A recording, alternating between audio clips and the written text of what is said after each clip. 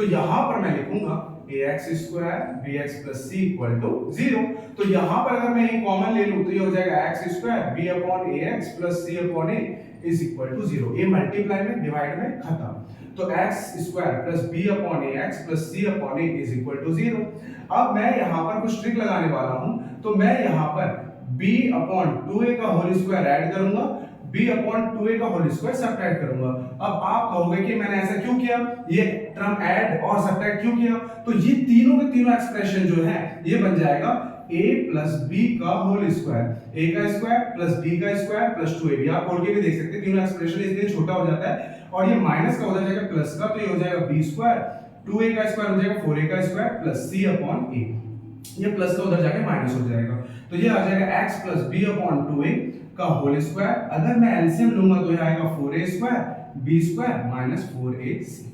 अब ये स्क्वायर से उधर जाएगा तो रूट आ जाएगा, तो plus b upon 2a equal to plus minus root जो है ऊपर नीचे मैं डिस्ट्रीब्यूट करूंगा तो नीचे जो है रूट से बाहर आ जाएगा 2a। ये प्लस की वैल्यू उधर जाके माइनस की, तो माइनस का b upon 2a plus minus under root b square minus 4ac upon 2a आ गया। अब इस एक्सप्रेशन को क्योंकि डिनोमिनेटर सेम है तो मैं लिख सकता हूं minus b plus minus under root b square minus 4ac। कहीं ना कहीं ये क्वाड्रेटिक फार्मूला होता है जो क्लास 10th में भी पढ़ते हैं और ये बच्चे ज्यादा रट लेते हैं, उनको ये नहीं पता होता है आता कैसे है, तो हमें पीछे कॉन्सेप्ट भी पता होना चाहिए। तो यहाँ पर ये फॉर्मूले को अगर मैं शॉर्ट में लिखूंगा तो मैं लिख सकता हूँ x equal to minus b plus minus under root d upon 2a। ये सारा एक्सप्रेशन जो है रूट के अंदर का उसको किससे रिप्रेजेंट किया मैंने, d से।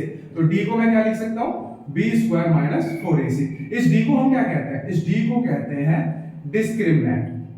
अब ये डिस्क्रिमिनेंट क्या फाइंड करने में मदद करता है, नेचर ऑफ रूट्स।